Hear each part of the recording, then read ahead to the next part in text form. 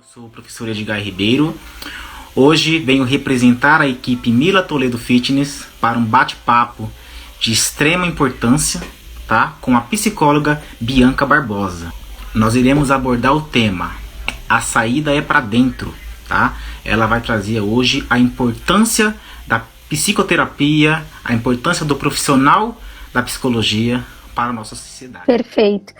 Obrigada, Edgar, pelo convite. Obrigada a toda essa empresa que me fez esse convite, né? Bom, obrigada a você que já está aí também. Eu costumo dizer, Edgar, que essa live ela vai ser em 3 pessoas, né? Você, eu e quem está em casa, né? Não adianta só nós dois conversarmos aqui. É legal que as pessoas participem também. Então, eu me chamo Bianca Barbosa, eu tenho 28 anos, eu sou psicóloga, já tem 7 anos que eu atuo como psicóloga.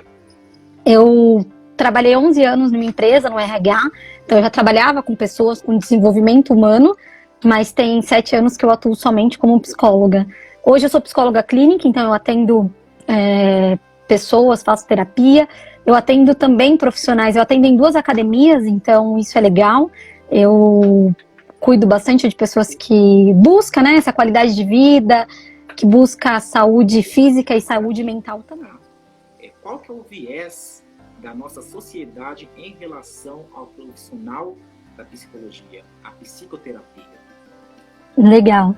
Eu costumo até brincar que nesse momento, pós-quarentena ou ainda de quarentena, né, pós eu digo não que já tenha acabado, mas depois que surgiu, né, esse novo mundo, esse novo momento, eu acredito que as pessoas elas têm dado um pouco mais de valor.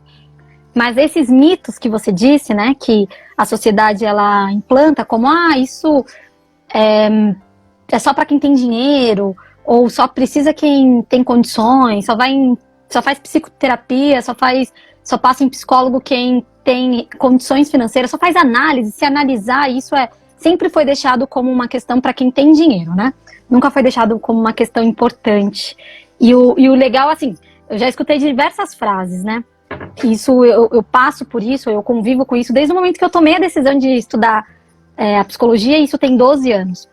Então, eu sofri isso também em casa. Como assim, psicólogo? Você vai ganhar dinheiro com isso? Não tem como. Isso é uma profissão que não é uma profissão de pobre, não é uma profissão da nossa realidade.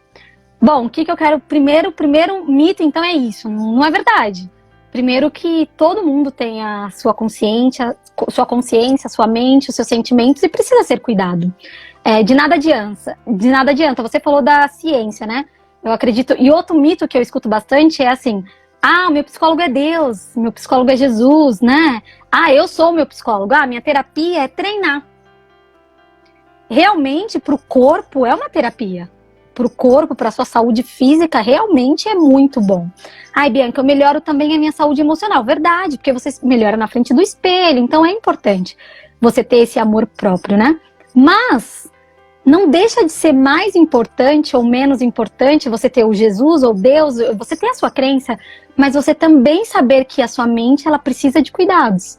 Você saber que você precisa encontrar e precisa saber quais são os gatilhos. O que te leva a uma tristeza profunda? O que te leva a conhecer as suas feras, as suas angústias, as suas dores? Eu costumo usar um exemplo, Edgar. Tem pessoas que falam assim, mas eu não precisei ainda. Tudo bem, porque na verdade não deveria esperar precisar. Eu sempre falo assim, nas palestras que eu falo, pega uma foto. E aí, você que está em casa, Edgar, pense em alguém que você ama muito. Primeira pessoa, você pode amar mais de um, não é porque você precisa escolher só um, não. Mas você pode amar mais de uma pessoa. Mas pensa nela, pensou em uma pessoa? E se você perder essa pessoa hoje? Como que a sua saúde emocional ela vai ficar? Como que o seu nível de tristeza ele vai estar? Nossa, Bianca, mas isso é dramático, isso é forte, né? Tem que pensar na morte, no luto para associar uma necessidade? Às vezes sim. Tem pessoas que ela só busca ajuda quando ela chega na obesidade. Ou quando ela chega na anorexia, quando ela chega abaixo do peso, ou quando ela está doente, quando ela está com uma diabetes, com uma hipertensão. Na área da psicologia é a mesma coisa, diga. As pessoas buscam ajuda quando elas realmente perdem o chão. Então perdem o que elas acreditam ter o equilíbrio da vida, né? Sendo que não. Seria lindo, seria maravilhoso se as pessoas buscassem essa ajuda, se esses mitos fossem deixados de lado, para se conhecer, para quando vier o dia mal, o dia de luto, o dia de dificuldade, você tenha armas para que você saiba lidar com isso. Isso é até o tema que eu sugeri para você. Quando eu falo a saída é para dentro, é com essa intenção. A saída é conhecer o que tem aí dentro. Certo? O que você tem a dizer sobre a ansiedade, né, nesse contexto? A crise de ansiedade. As pessoas já têm essa ansiedade inerente? Existem níveis de ansiedade? Como é que é o seu feedback com relação a isso? Legal. Boa pergunta. Na verdade é isso, né? Isso é uma tristeza. O Brasil ranquear esse ranking entre os países de ansiedade e de depressão também. Mas falando sobre a ansiedade, é uma das maiores buscas hoje no meu consultório, é realmente pessoas que sofrem de crise de ansiedade. Na verdade, a ansiedade ela também tem alguns mitos, né? Nós costumamos dizer isso, é uma palavra que virou banal. Então você diz, eu estou ansioso, eu sou ansioso, as pessoas já se declaram com isso. Então a primeira coisa que eu quero afirmar aqui, que a ansiedade é uma doença. Então, se é uma doença, ela causa dor. E se causa dor, ela precisa ser tratada. Então, a primeira coisa é isso. E tem níveis de ansiedade, sim. Então, eu costumo dar um exemplo de uma forma simples, objetiva. E o meu intuito, Edgar, não é ensinar. Tenho certeza que tem pessoas aqui, vocês têm muito mais conhecimento do que eu. Mas a ideia é despertar. É despertar, talvez, não que você esteja passando, mas talvez você conheça alguém que precise e que você vai saber orientá-lo. Então isso é importante, né? Não só para você, mas para que você possa ajudar o outro. Então a ansiedade, de uma forma bem simples, ela tem nível leve, moderado e avançado. E as pessoas podem transitar nesses níveis, tá? Você pode ter reações que te levam para um nível avançado e você pode conduzir a sua vida num nível leve. E aí tem o transtorno de ansiedade generalizado, que aí é um outro transtorno que a pessoa tem uma dificuldade maior para lidar com tudo, então tudo se torna uma ansiedade. É como se ela vivesse nessa ansiedade avançada, certo? Como ela não transitasse tanto, ela vivesse um pouco mais, com menos equilíbrio de voltar para uma ansiedade leve. O que eu costumo dizer? Se você já se sente ansioso, porque você tem que se conhecer, né? O que nós não fazemos é olhar para dentro de nós, é nos escutar. Por que nós escutamos todo mundo, nós opinamos sobre tudo, sobre política, sobre religião, sobre saúde, sobre professores de academia, então, que escuta, né? A gente tem uma opinião sobre tudo, sempre. Mas, por que nós não nos escutamos? O que eu acho? O que eu penso sobre isso? O que está dentro de mim? O que causa isso? Eu costumo dizer que tem uma técnica maravilhosa para você identificar, que é perguntar. Perguntar, fazer perguntas para você. Eu, como psicóloga, nesses 12 anos de estudo, desde quando eu iniciei a faculdade, o que eu mais aprendi foi perguntar. Se eu não sei a resposta, eu tenho que perguntar. Por que isso acontece comigo? O que me leva a isso? Por que eu tenho essa reação com essa pessoa? Por que esse perfil de pessoa ele me causa isso? São perguntas que vai te dar alguma direção. Então, ansiedade causa dor e precisa ser tratada. E a ansiedade, ela não causa dor só em quem sofre. Ela causa dor no outro, com quem convive. Então, por isso, talvez você não tenha esse amor próprio de falar, é verdade, eu preciso cuidar de mim. Mas talvez você ame alguém, seus filhos, seu esposo, sua esposa, sua mãe. Então, cuide da sua ansiedade até pelo outro. Porque muitas das vezes é mais fácil, né, pensar no outro do que em você mesmo. Não que é o correto. Eu costumo dizer, falando disso, as pessoas não têm esse amor próprio. É difícil ter amor próprio. Quando tem um mandamento na Bíblia que fala, amar o outro como a você mesmo. Parece que é simples esse mandamento. É o primeiro e parece que é o mais simples. É o mais difícil. Porque você não se ama. Então como você vai amar o outro? Então Deus já deixou isso como, se você não se amar, você não vai amar ninguém. Então isso é um alerta aí. Então a ansiedade, ela precisa ser cuidada, ela precisa ser tratada, ela precisa ter atenção sim. A ansiedade não é frescura. Gente, não chame aquilo que não é a sua dor de frescura. Aquilo é a dor do outro. E nem sempre tem uma causa, tá bom? É importante eu dizer isso. Porque você, nós queremos achar algumas causas. Mas por quê? Por que você tá assim? A gente quer perguntar para a pessoa que tá em crise. E é uma pergunta que a pessoa não consegue responder naquele momento da crise. Ela consegue analisar isso depois. No momento da crise, não. Então, cuidado. Às vezes a pessoa só quer que você fique do lado, às vezes a pessoa só quer um abraço, às vezes a pessoa só quer que você não fale nada naquele momento. Certo? Bianca, a próxima pergunta é a depressão, né? Segundo a OMS, 300 milhões no mundo todo tem depressão. No Brasil já ultrapassa 12 bilhões.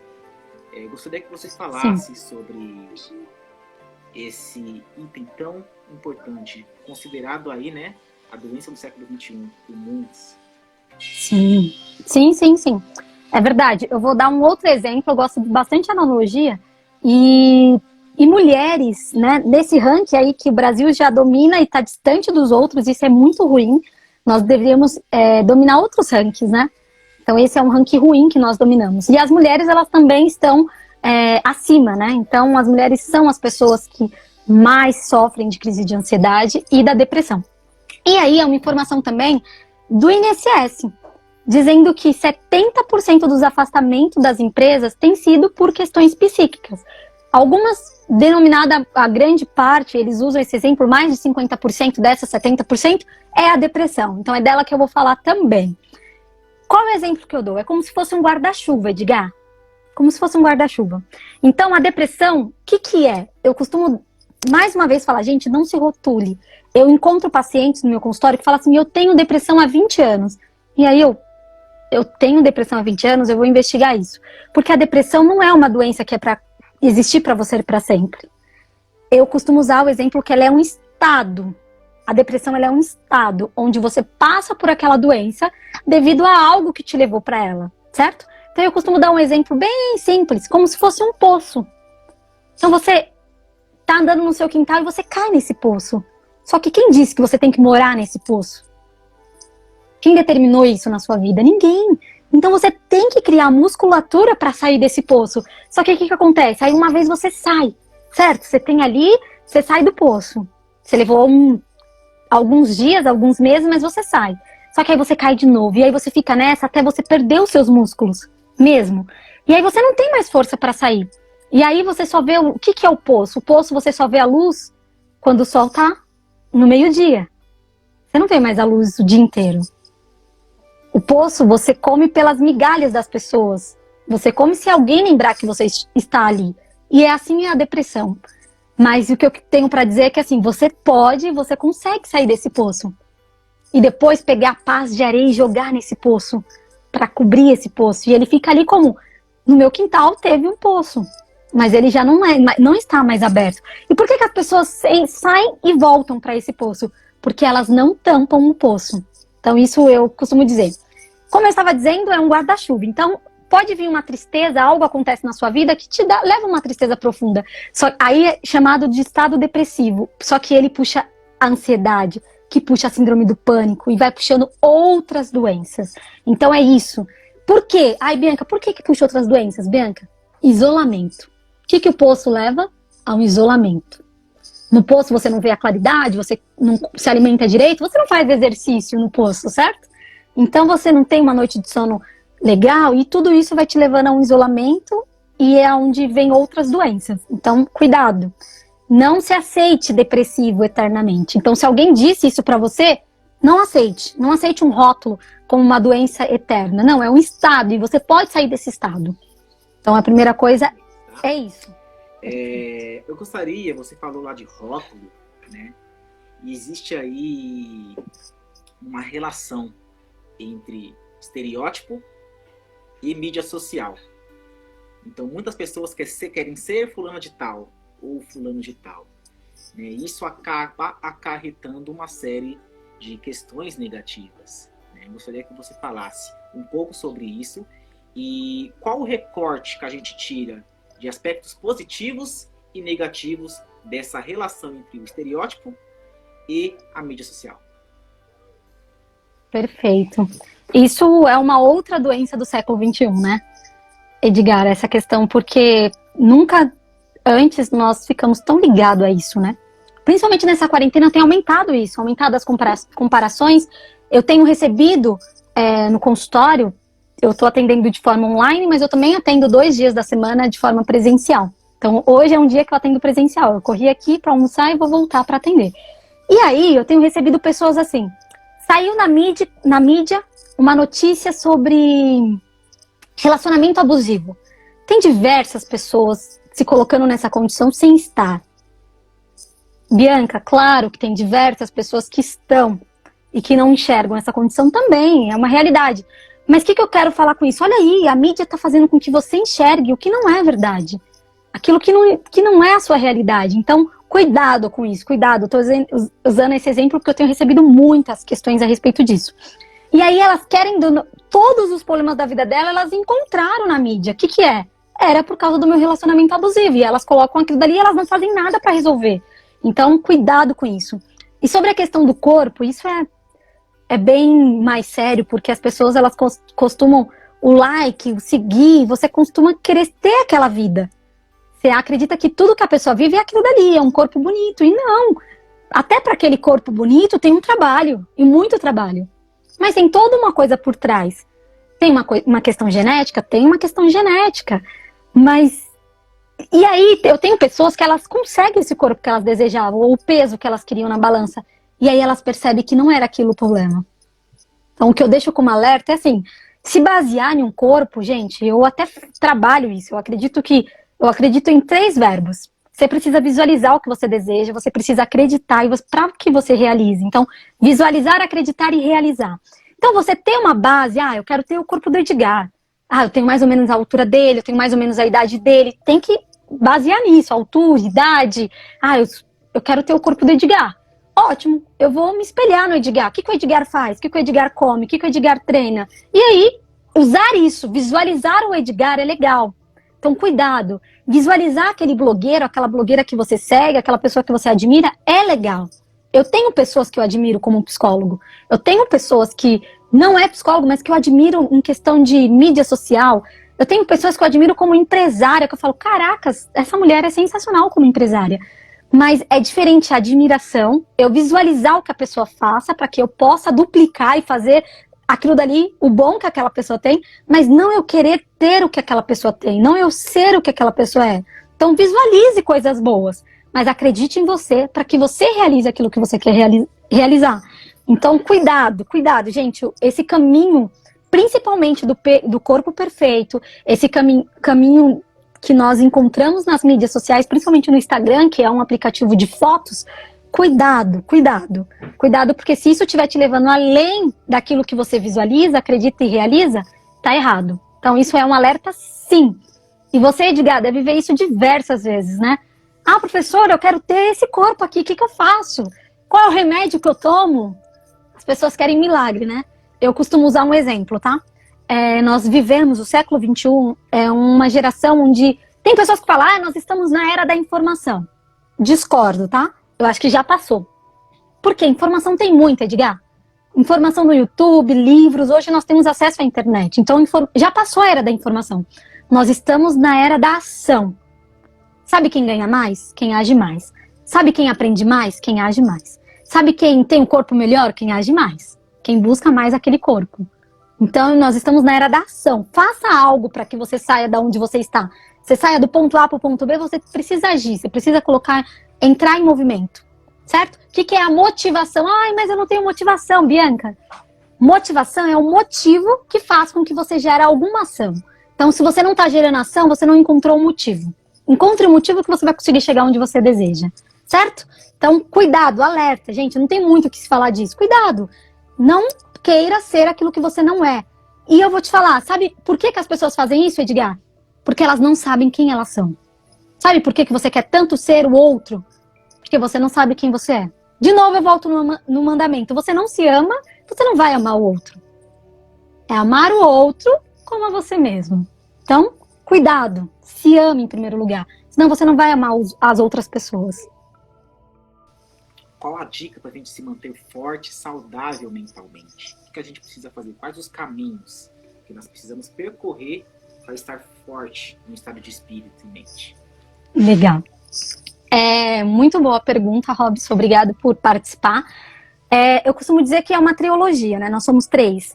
Então, nós temos que cuidar do nosso corpo, da nossa mente e das nossas emoções. Então, eu costumo dar o exemplo. Corpo, físico, mente, cabeça aqui, o nosso E a emoção eu coloco como coração. Por mais que eu sei que é só um músculo onde bombeia o maior número de sangue, tá? Não tem sentimento no nosso coração, mas eu uso esse exemplo. Os três precisam andar juntos. Quando eu encontro pessoas no meu consultório, eu vejo que ela deixou algum para trás. Ela não tá andando com os três junto. Pode até, às vezes, você focar mais no corpo, ou focar mais na mente, ou focar mais nas emoções e deixar um pouco, mas tem que estar próximo. Tem que estar próximo. Tem pessoas que abandonam as suas emoções, tem pessoas que se fecham para sentimento e ela só cuida do corpo. E aí vai ser a falha Então não tem isso. Não existe um só, tá? Existem os três. Eu costumo dar esse exemplo. O ser humano chega e fala assim, mas eu quero cuidar só dessa área da minha vida. Existe uma ferramenta chamada Roda da Vida. É uma ferramenta muito utilizada para análise comportamental, né? Análise das suas áreas da vida do ser humano. E essa Roda da Vida, ela tem 12 áreas. Então são 4 grandes áreas da vida e 12 sub-áreas, né? No total, cada área tem 3 sub-áreas, dá 12 áreas no total. Nós não somos uma só. Não adianta eu cuidar só do meu emocional. Então eu fazer só academia resolve? Eu fazer então só terapia resolve? Não. Se chega uma pessoa, eu atendo também pessoas que sofrem com obesidade, e elas querem que só a terapia resolva isso. Opa, a terapia vai ressignificar o porquê daquilo. Vai encontrar o que ela quer. O que ela quer encontrar nisso. Talvez ela não quer aquele corpo de fulana e de ciclana que ela tanto vê no Instagram. Mas a terapia vai ser um passo. Mas ela precisa fazer o exercício. Talvez não é a musculação, ela quer fazer outro tipo de exercício. Ok, é a dança, é isso, é aquilo. O que ela vai fazer, certo? Então eu costumo dizer isso, para você encontrar esse tal desse equilíbrio emocional, que você tenha essa saúde emocional, é você cuidar do seu corpo, da sua mente e das suas emoções. Se você cuidar dessas 3 áreas da sua vida, as coisas fluem. O que é síndrome do pensamento acelerado? E como esse gatilho tem afetado as pessoas, fazendo com que elas adquirem transtorno de ansiedade? Sim. Acabei de falar, uma coisa que tem relação com isso é a questão da era da informação. Síndrome do pensamento acelerado é aquela pessoa que só lê, só estuda, participa de todas as lives de conhecimento do Instagram, acorda às 5 da manhã, participa de uma live de financeiro, participa disso. Então é você ter muito conhecimento e pouca ação. Então, a síndrome do pensamento acelerado é aquela pessoa que busca o conhecimento, e que isso é até algo que nós, psicólogos, levantamos também como uma hipótese, tá? Porque por que ela está numa busca constante? Será que ela está buscando para suprir outras necessidades? Então, gente, o equilíbrio das coisas, eu costumo dar um exemplo bem claro. A alegria está aqui e a tristeza está aqui. O normal da nossa vida é a gente andar aqui no meio, dias alegres, não bater na euforia, dias alegres, dias que nada acontece, dias tristes, não bater aqui na tristeza. Existem pessoas que a vida, o natural da vida, fez com que ela nascesse e fosse criada aqui embaixo. Sabe aquela pessoa que ela é melancólica, que tudo pra ela dá errado, que tudo pra... Ela nasceu aqui embaixo, a vida colocou ela aqui embaixo, certo? As escolhas, as decisões aqui. Só que, gente, nascer rico ou nascer pobre não é uma decisão minha nem sua. Mas morrer rico ou morrer pobre é uma decisão minha e sua. Pobre do quê, Bianca? Dinheiro? Não, de conhecimento. De autoconhecimento. Então, você pode, sim, a vida até agora levou você aqui, mas você pode vir para esse equilíbrio. Então, outra coisa, tem pessoas que ela aprende tudo, ela tem que ir elevada, ela é muito inteligente, ela é psicólogo de todo mundo, né? Ela tem um bom conselho, ela tem uma ajuda, mas e para lidar com conflitos dela, ela vai deixando de lado. É aquela pessoa que não gosta de se olhar no espelho. Certo? E eu costumo dizer, a terapia é olhar no espelho, é falar sem ser julgado. É escutar a sua voz interna, certo? Então é isso, cuidado. Século XXI também tem muitas pessoas com síndrome do pensamento acelerado. Eu costumo dar o exemplo de obesos mentais. São pessoas que sabem de tudo e não faz nada. Então a síndrome do pensamento acelerado é aquilo que assim, eu vou lavar a louça. Não, eu não vou lavar a louça, eu vou fazer isso, eu vou fazer aquilo, eu vou fazer isso. E no final do dia você olha a casa, ela não fez nada. Ela pensou, ela se cansou e não executou. Igual na academia, não tem pessoas assim? Ela chega, ela fala, vou fazer isso, vou fazer aquilo, vou fazer aquilo outro. Aí terminou o horário dela na academia, ela ficou 2 horas lá e o que ela fez? Nada. Não adianta comprar, não se vende, tá aí dentro. O problema que você tá passando, a saída tá dentro de você.